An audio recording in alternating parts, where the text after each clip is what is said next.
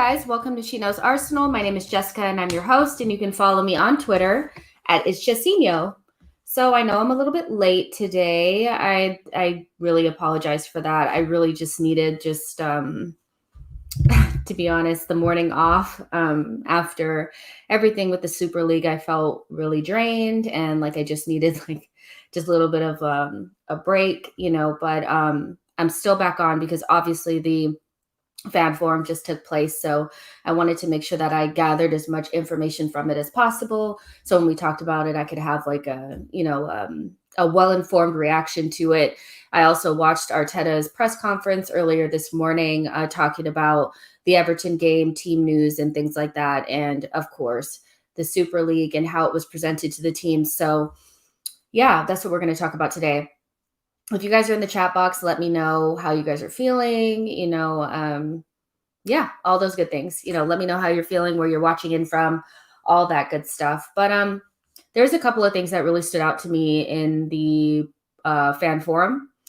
Just to be really transparent, I really thought that we wouldn't get much from the Cronkies or from Josh in particular before they do these things. They're very well prepared for answers that would put them into any hot water. So they practice these very vague political like answers. So the answers that we received were ones that I expected. But I do want to say that I do appreciate, everybody that was there, the Arsenal fans that were able to be there and ask questions. I appreciate, them letting the Cronkies know how they really feel and really mirroring the feeling of the fans, like in a very real way. It was very raw. It was very passionate, and I appreciated that. And I also want to thank Red Action Gooners for, giving us live updates of the fan forum as it happened so we could know what was going on. But again, there was a couple of things that really stood out to me. The first thing was, let me see if I could. Essentially, Vinay said that AFC are not the authors of this proposal, talking about the Super League.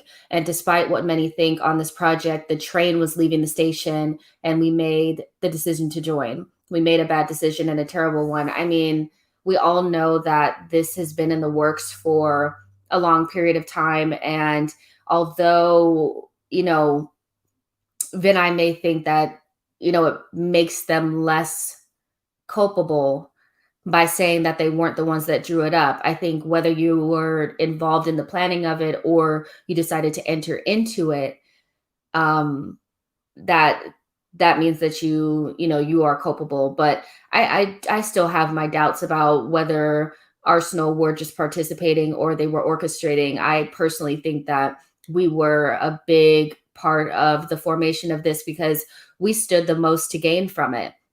In my opinion, out of a lot of the teams that were involved in the Super League, I think we stood the most to gain because we're the furthest away from being able to actually qualify for Champions League on merit. So, I wouldn't be surprised. And we're also, have American ownership that doesn't necessarily like to invest their own money into the club. So, I have a hard time believing that we weren't orchestrating, but either way, that doesn't really mean that you're, exempt or absolved from any responsibility in this. They blew hot air for a while about how they knew that they were making mistakes and, we have to repair the relationship and all this type of stuff. And yeah, it's just a lot of hot air. And then let me see. I think it was when Akil got up and spoke and said, "Do you not understand English football? You do not interact with fans. You have no clue. English football is clearly not for you and you should leave." And obviously they didn't say anything really to that. I didn't expect them to, but I thought that was good for Akil, just letting them know that, you're not wanted here. And they did talk about later that, the Cronkies do understand that there was never any trust, but over the years, they really haven't done anything to try to build that trust. So That just leads me to believe that they don't feel like they need the trust of the fans to actually run this club. They don't really care about the fans, So Josh Kroenke also said that he believes in fan ownership, and this has been an education on the power of fans. Um, the fact that it took you this long to realize that the fans have power or recognize the fans wouldn't want something like this just shows you how little they think of us. Yeah, it's just some horrendous information here. Um, they said that they would try to rebuild, and, they think that they're fit to be custodians of this club going forward, and they're in a difficult situation, and that they have no intentions of selling. That was a very, key point. I know a lot of us were maybe hoping that they were the supposed club that was looking to move on or looking to sell the club. It's definitely not the Cronkies, so we can kind of let that one go. And then somebody asked about how they would improve the relationship with the fans. And Josh Kroenke, of course, blowing more hot air, was just saying, I want to get back to London. I want to do this. I am aware we never had trust and we need to build a bridge. We will. Again, very political answers, not really giving like specifics of how you were actually going to rebuild trust. Saying that we need to build a bridge and we will is not necessarily saying how. And getting back to London, what does that actually mean? Does that mean you're going to actually attend games? Does that mean that you're actually going to find out what the fans actually want by sitting down and talking with them? What does that actually mean? This is a really important point that I wanted to bring up here was they were asked, when the next Super League invite comes along, what will you do differently? And Josh Kroenke said, we will consult with the fans. Confidentiality makes it complicated, but we would gather more info if it came around again. This is coming back, you guys. This is not something that I think is going to go away anytime soon. This was the first, very abrupt, heavy-handed version of a proposal, for this, but it's not going anywhere. It's really, really not. These owners want this structure. They want this, but the way that they presented it was too jarring, and way too heavy-handed. So they couldn't, I don't think they were able to present it in a way that they could manipulate it into something that the fans would feel good about. It was so abrupt and rushed and crazy, but I think they should have learned a lot about what football culture is like, and some things just can't be monetized and optimized. Elliot was talking about that on their podcast the other day, that maybe English football or, football in general, world football, is not something that should be monetized and optimized for maximum profit. It has too many traditions and cultural elements that would make it difficult to change it into something more that like the MLS. They may just wait for this generation of fans to leave, or I hate to say it, to be so but die off, so that they could introduce this type of football, this idea of football, this shiny McDonaldization of football to a younger fan or younger fans, so that they get used to it on from the beginning. But the fans that exist now are never going to stand for this. It'll never go through. I would hope it would never go through with fans feeling so uncomfortable with this version of football. But it will come back. There will be another proposal. And yeah, we have to be vigilant. We cannot allow them to just kind of like take football away.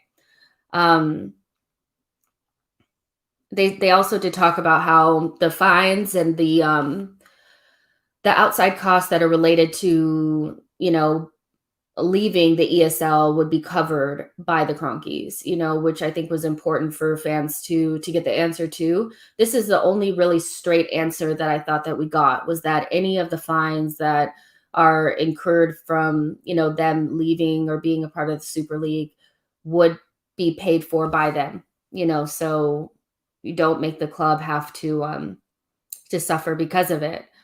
And they talked about how it was a terrible decision, but ultimately this is what they want. And I think they care about what they want more than what the fans want.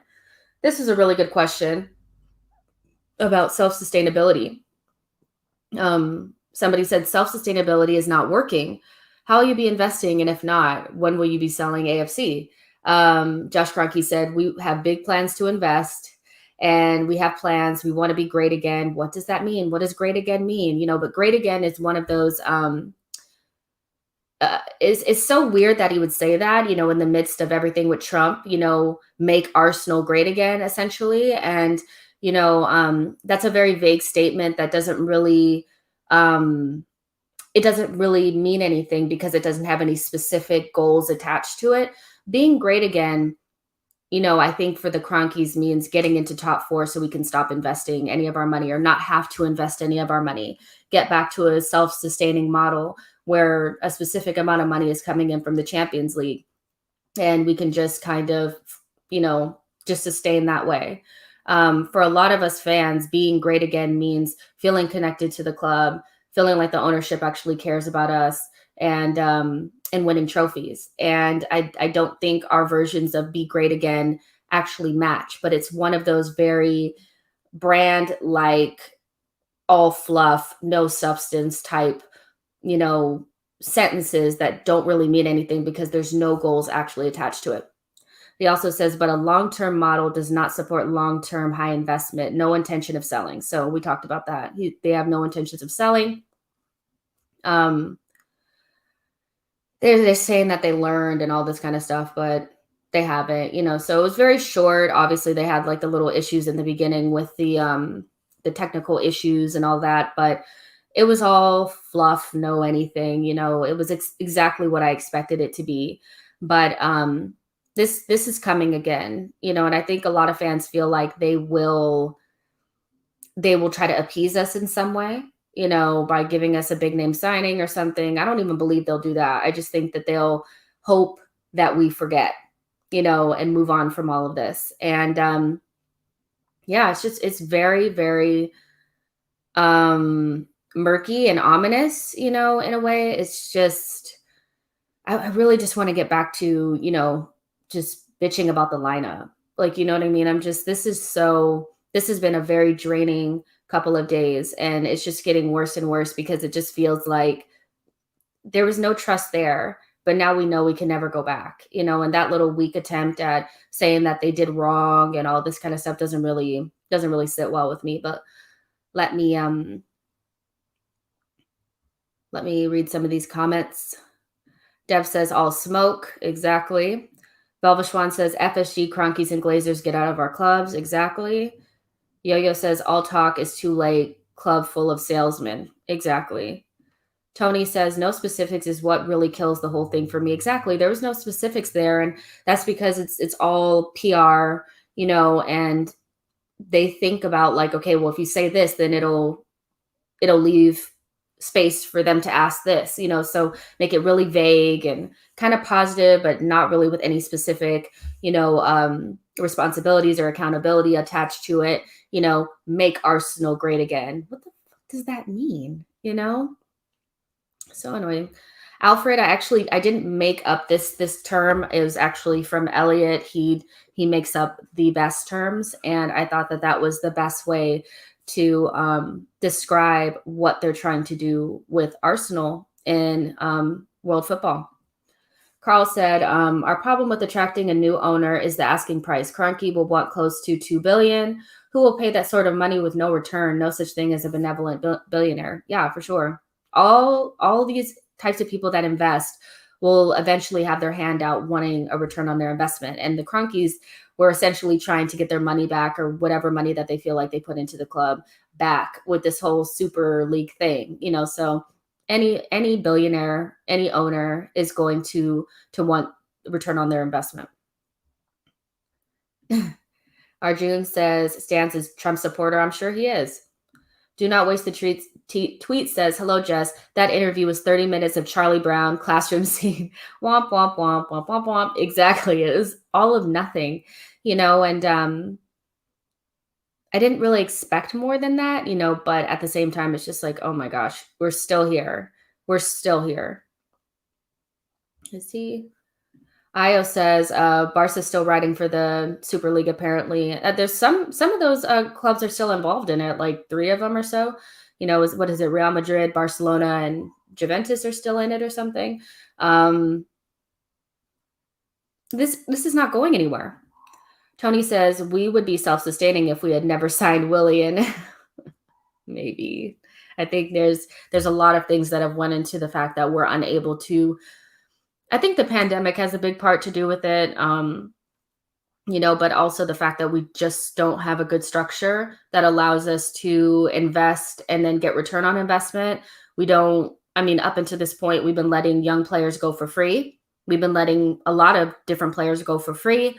We have a very low squad value, even though we pay our squad like who pays their players more than we do, besides like Manchester United, maybe Chelsea, so what we're getting from our investment is not good enough, but that's because we don't make smart purchases. We have a lot of value destruction at the club, and we don't attach our players to good quality contracts. So that all just goes down to not having the right structure in place, not having the right people in the right butts in the right seats.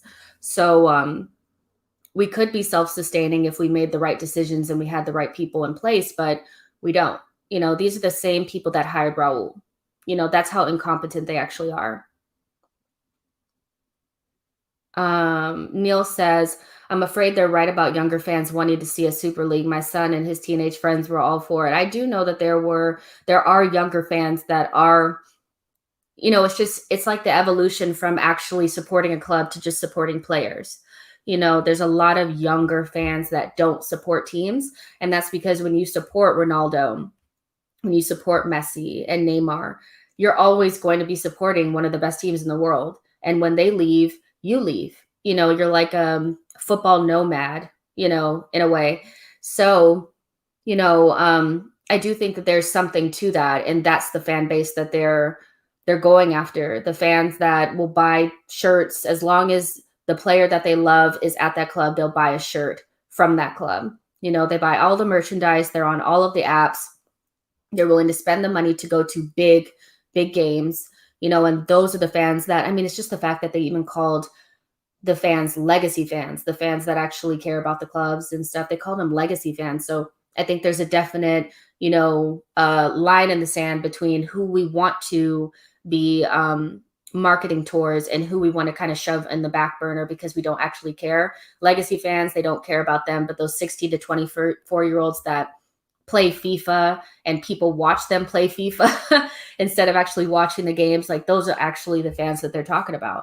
And I think once they figure that the majority of football fans, or a lot of the football fans that can purchase and they can actually make money off of, are available to them to start being marketed to, that's when we'll see another version of the Super League come out. Like I said earlier, I really do think that they're just waiting for a certain generation to kind of die off before they try this again. Abdallah says, Jess, do you think that Wenger qualifying for the Champions League every year gave the club a false sense of security? That's why it hid the underlying problems on playing and structural level. I think that allowed the Kroenkes to stay away from a lot of criticism because that's their only goal. Their goal is to be in Champions League, and not so that they can play against the best teams in the world and try to win the Champions League or be competitive. It's because there's a certain amount of money that they can count on coming in every single year that will keep them from actually having to invest in players and things like that.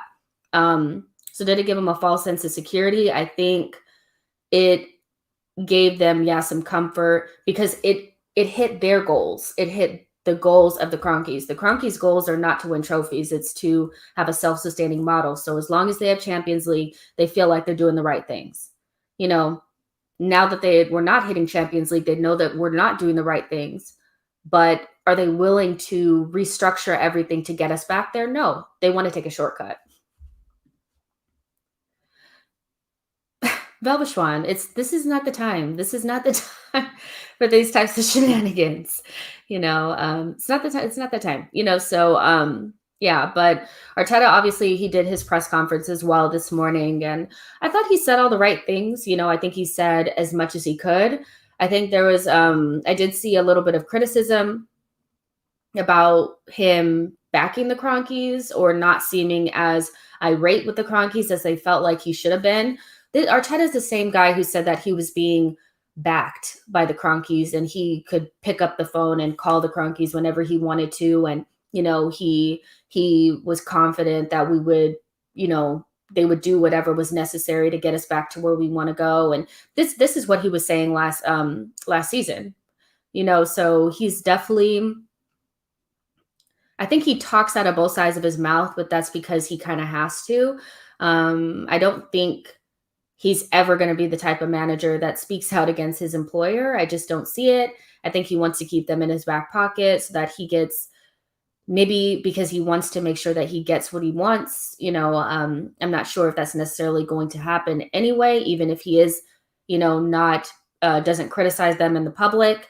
He said what he needed to say about the fan thing, but he also made sure that he kind of, wasn't too irate at the Cronkies. So I didn't really expect anything other than that from Arteta because in the past he hasn't really criticized them that heavily. But I think Arteta, he understands. He understands that the fans are important. He's always spoken about the fans and, how not having them in the stadiums has been very hard on the players and all that kind of stuff. But,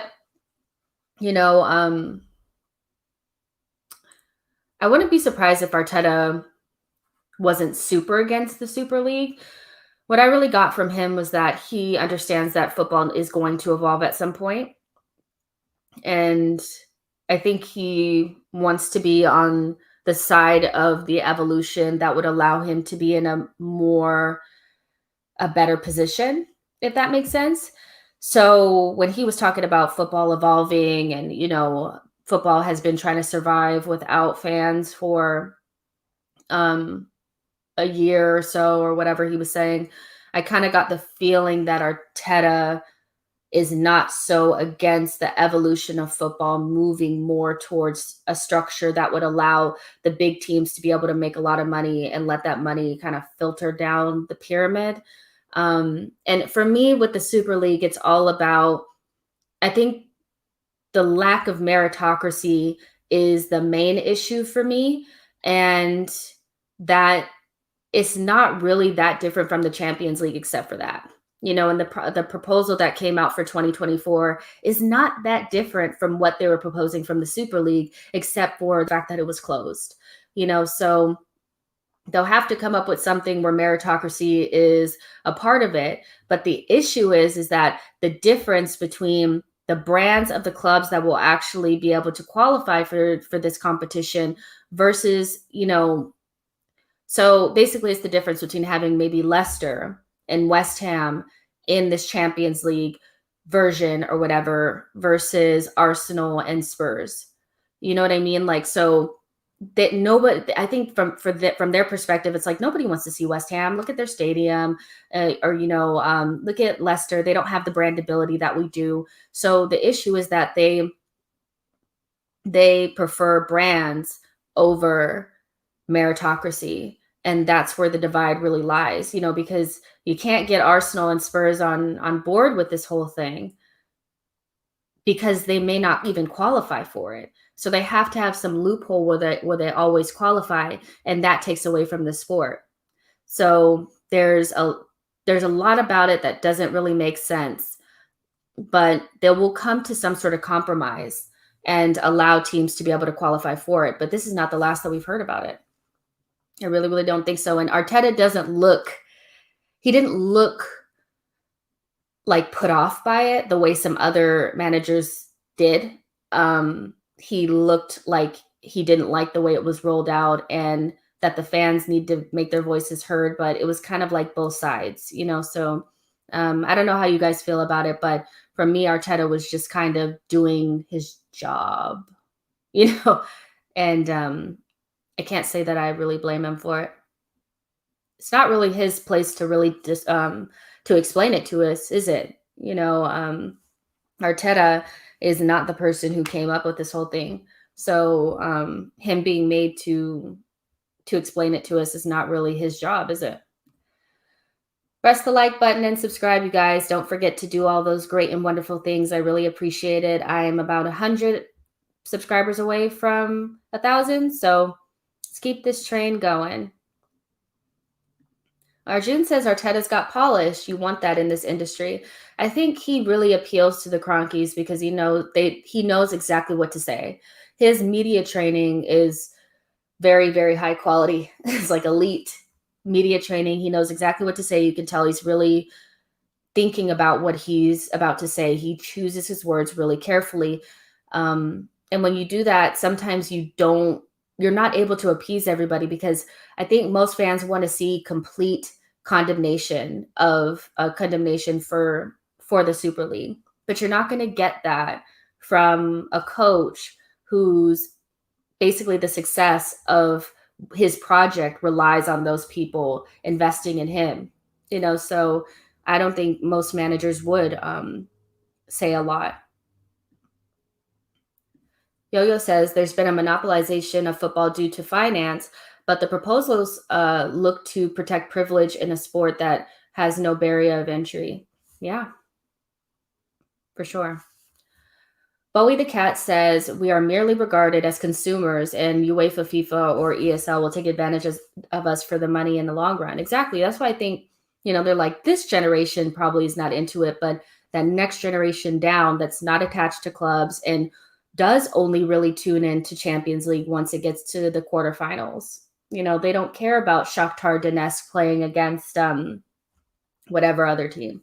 They don't care about that. They just care about Barcelona versus Real Madrid. They just care about Messi versus Mbappe. That's all they really care about because they're only attached to players and that kind of thing. And yeah, they probably do have shorter attention spans and things like that, but it's going to take a while for them to get an overwhelming majority of those types of fans involved, because I also think there's sometime fans too. So they're also not going to patronize certain elements of the game that fans that actually care about it do. I think the 16 to 24-year-olds are also part-time football fans, so how do you marry those that like the technology, like the short-termism, like video clips and FIFA? How do you marry that with the legacy fan? There's no way to do it. It's too difficult. Yo-Yo said Arteta is a better salesman than Emery was, means little to me. I mean, Emery couldn't sell anything to us. He couldn't barely communicate with the fans, but Arteta is very good with his words. I will say that.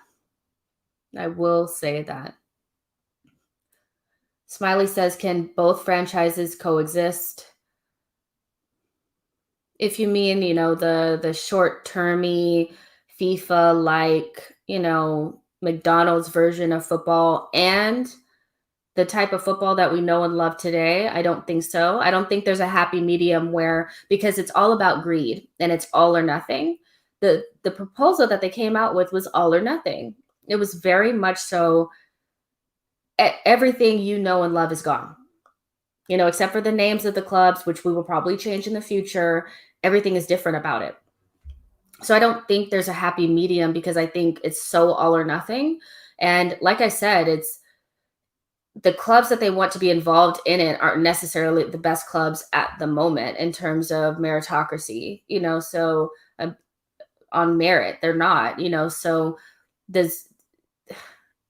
I don't know how you get buy-in from the biggest brands if it's just difficult. I don't see it. They don't want West Ham, Aston Villa, and Leicester in this competition. That's essentially what I'm saying. They don't want it, because they don't care about those people. They only care about the bigger brands, Yuck. Blech. So gross. Jesper says, compared to Klopp, Koeman, and Zidane, if you're talking about Arteta.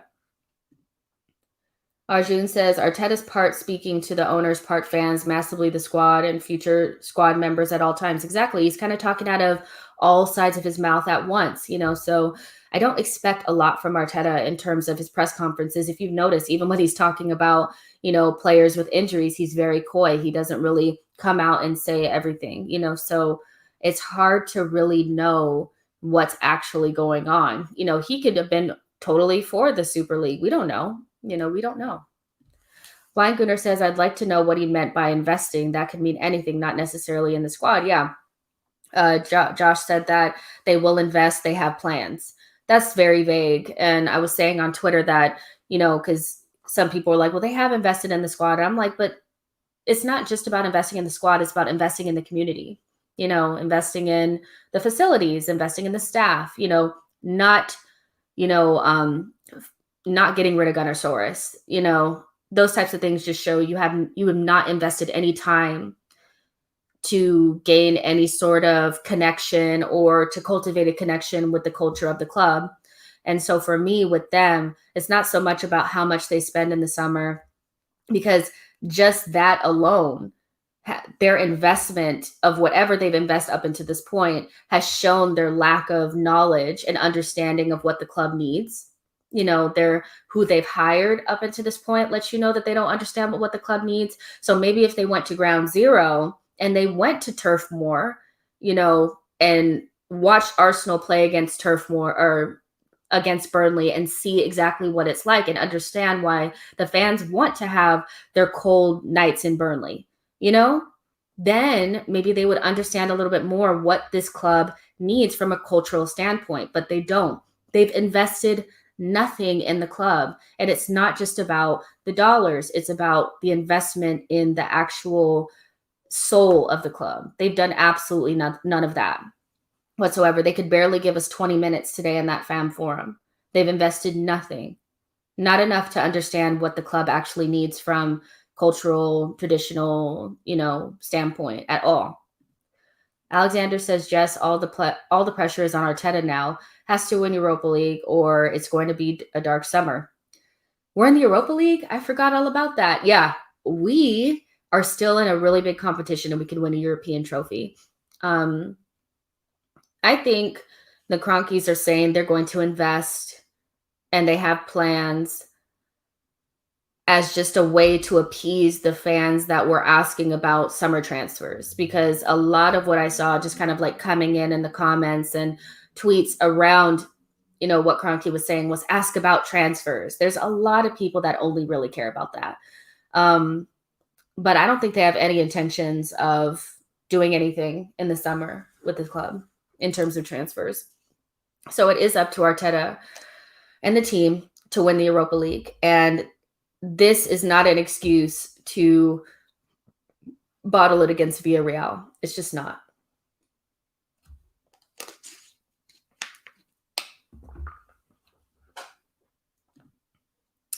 Arteta is in another place in his career, can't afford to really criticize the Kroenkes compared to Klopp, Koeman, Zidane.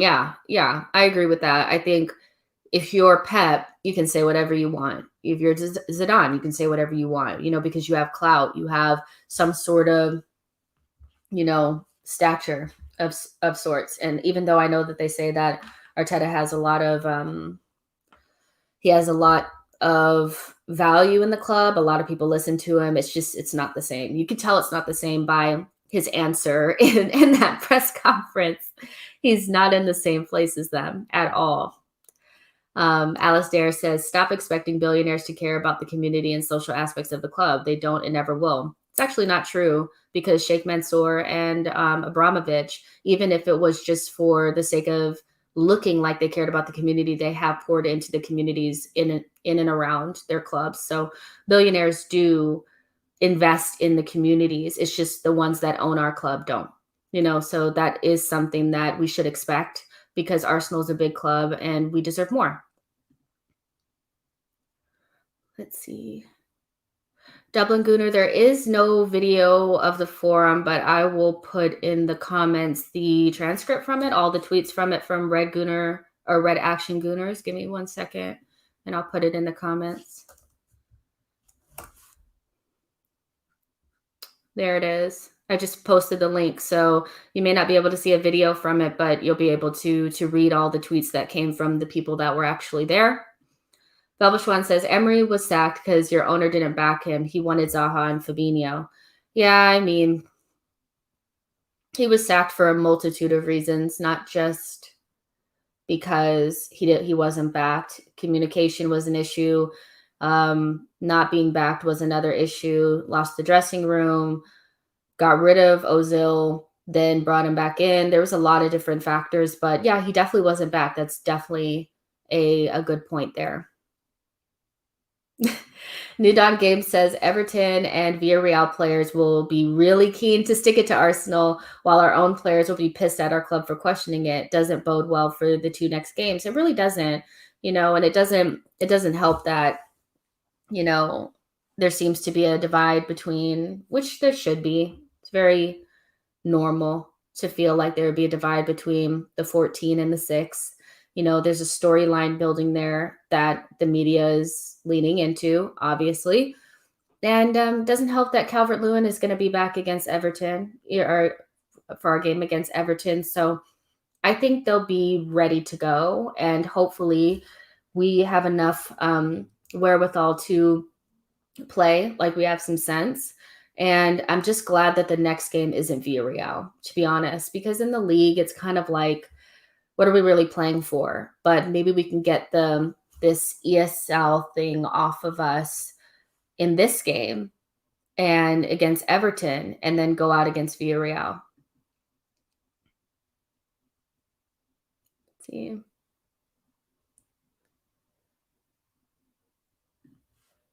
Dev says, I'm more worried about our forward situation. Abalaka both out, no experience. Yeah. So,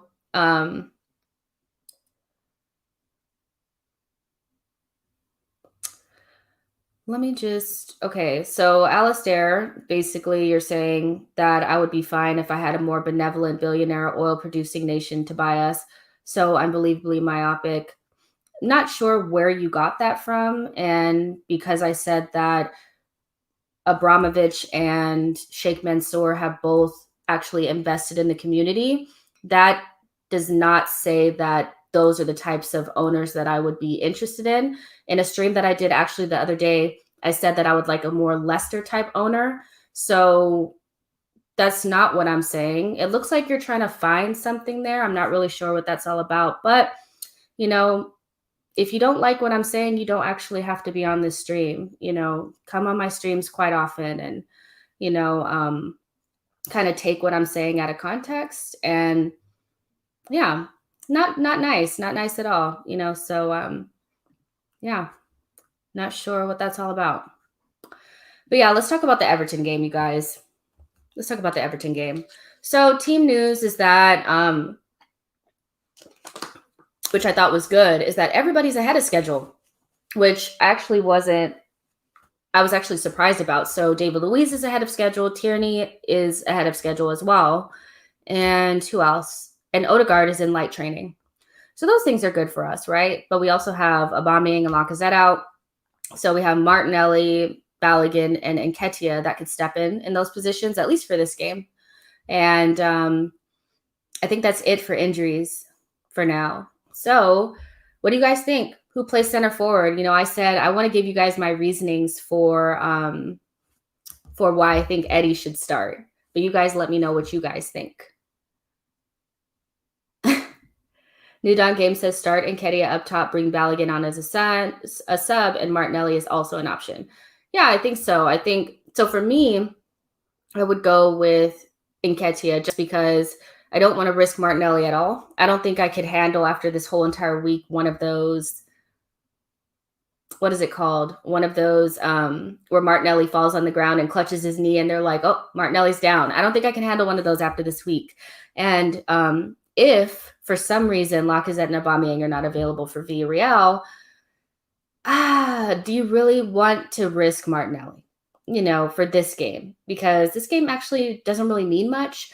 If we did beat Everton, we would go above them in the table, but where are we, in 10th or something? So who knows, but I think I would go with Nketiah and then bring Balogun on, or swap that. You could actually play Nketiah and Balogun. They can both play Nketiah obviously through the middle and Balogun out wide.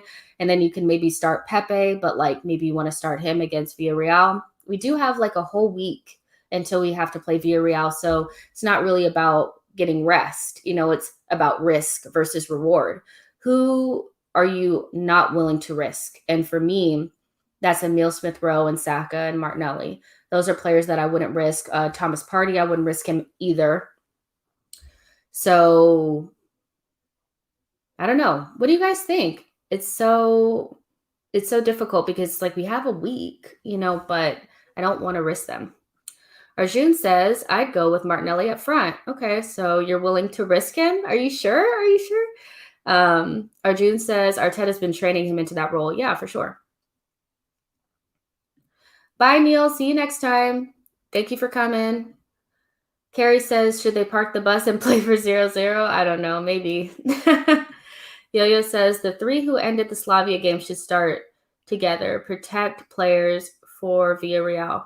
The 3 who ended the Slavia game. Was that Balogun, Eddie, and who? Who is that? I forget. That was so long ago. So many things have happened, but I know Balogun and Eddie were in. Was it Martinelli too? Dublin Gooner says, I think everyone should play in Zorb bubbles so we have no future injuries. I mean, I may be just being overly cautious, but I just don't think I can handle another one of those. Martinelli's down. Like, I just don't think my heart could take it, So one of Eddie or Balogun, because I don't think we necessarily need them against Villarreal, but just in case, I would probably leave Martinelli out. So Martinelli, ESR, and Saka would not play. So maybe you play Nketiah, Willian, and Balogun. That's pretty interesting. But maybe I would play that. I probably would with who could you play in the 10 role? Ceballos, Elneny, Xhaka, I don't know. Cedric, whoever we don't really need. Arjun says you need to give players confidence before the Villarreal game. So what's more important, prioritization or continuity? Because if we're talking continuity, then Partey plays, Xhaka plays at left back so we can continue that going. Ceballos continues to play. And you start Martinelli, you start Saka and ESR, so you willing to take that risk? Yo-Yo says Xhaka shouldn't start. Give me some more on that, Yo-Yo. Why shouldn't he start? I don't know what this comment means. Tony says, I would go with ESR up front, false 9. Pepe, Nelly, Odie behind just because. I think we're going to see a strong lineup, to be honest. I'm saying that we should just rest everybody, but I think we all know that Arteta is going to put out a pretty strong lineup until it's mathematically impossible for us to qualify for the Europa League through the league. I think we're going to see a strong lineup.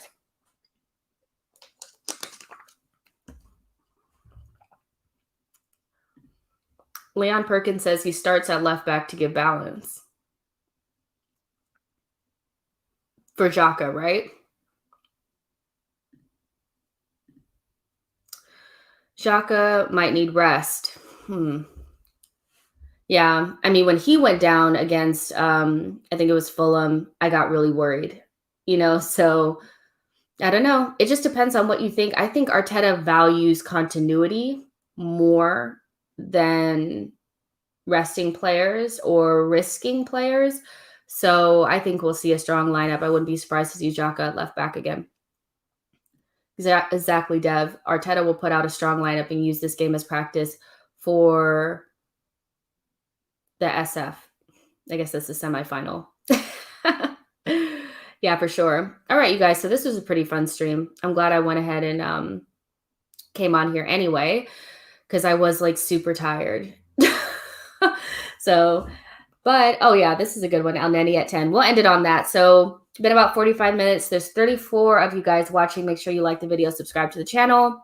What else? Tomorrow after the game instant reaction on Instagram Live on the She Knows Arsenal Instagram page. Make sure you're following that. I'll be doing the live stream with the Arsenal Vision guys about 2 hours before the game starts. So make sure you tune into that and keep that ball rolling. So you guys can leave your comments in the comment section after if I didn't get to your comment or your question during the actual stream, and I'll go back and look at them. Make sure again that you like the video, subscribe to the channel. I'm about 100 away from 1,000, and I appreciate you guys for being here. Take care of yourselves, be well, and if you go to the protest tomorrow, please be safe. Be safe. If you haven't gotten, your vaccine or whatever, make sure you have a mask on still. Make sure that if anything looks weird, don't put yourself at risk, and just be nice to each other. Cronky out. See you guys later.